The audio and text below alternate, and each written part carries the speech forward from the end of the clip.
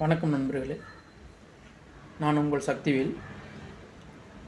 போன வீடியோவில் நம்ம திருமண பாவத்தில் 7ஆம் பாவத்தை பற்றி பார்த்துருந்தோம்.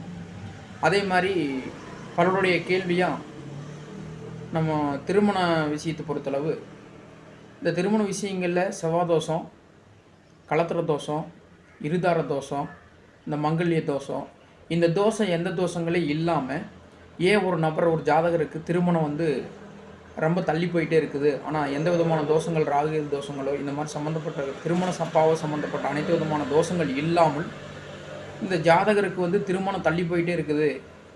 ஒரு 26 வயசு, 30 வயசு, 31 வயசு, 35 வயசு வரைக்கும் தள்ளி போயிட்டுருக்குங்கிற ஒரு வேதனை பலருக்கு இருக்குது. இந்த விதமான தோஷங்கள் இல்லாமலும் அந்த ஜாதகருக்கு ஏன் திருமண பாவம் தள்ளி போகுது அப்படின்னா, நம்ம ஜாதகத்தில் ஆராய்ஞ்சு வச்சோம்னா அது எதுவுமே இல்லைன்னு நம்ம முடிவு பண்ண முடியாது.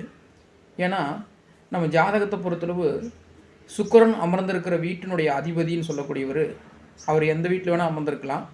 அந்த வீட்டு அதிபதி சுக்கிரன் அமர்ந்திருக்கக்கூடிய வீட்டின் அதிபதி நீசமோ வக்கரமோ ஆகாமல் இருந்ததுன்னா, இல்லை அந்த நீசம் வக்கரம் ஒரு வீட்டில் போய் அமர்ந்து அந்த நீச வக்கரம் ஆயிருந்தாருன்னா அந்த ஜாதகருக்கு கட்டாயமாக அந்த திருமண பாவங்கிற விஷயத்தில் கட்டாயமாக திருமணங்கிறது தள்ளிப்போன திருமணம் நாள்பட்ட திருமணமாக மாறலாம். அதே மாதிரி திருமண விஷயங்கள் ரொம்ப தடையாக இருக்குது. அப்போது அந்த சுக்கிரன் அமர்ந்த வீட்டினுடைய அதிபதி நீசம் வக்கரம் ஆகாமல் இருக்கணும்.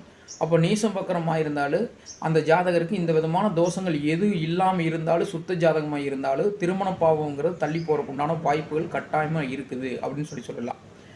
அதனால் இந்த மாதிரி இருக்கிறவங்க நம்ம என்ன பரிகாரங்கள் பண்ணினாலும், எந்த கோயில் போய் வழிபாடு செஞ்சாலும் அவங்களுக்கு அந்த திருமண பாவத்தை பொறுத்தளவு, திருமணங்கிற விஷயத்தை பொறுத்தளவு லேட்டாக தான் நடக்குது. அப்போ நம்ம எந்த விதமான பரிகாரம் கொடுக்க முடியாது. ஏன்னா ஜாதகத்தில் எந்த விதமான தோஷங்கள் இல்லாமல் இருந்தாலும் அப்போ அவங்களுக்கு திருமணம் தள்ளி போகுதுன்னா, சுக்கிரன் அமர்ந்த வீட்டினுடைய அதிபதி நீசம் வக்கரம் ஆயிருந்தாருன்னா கட்டாயமாக திருமணம் தள்ளித்தான் போகும். நன்றி நண்பர்களே.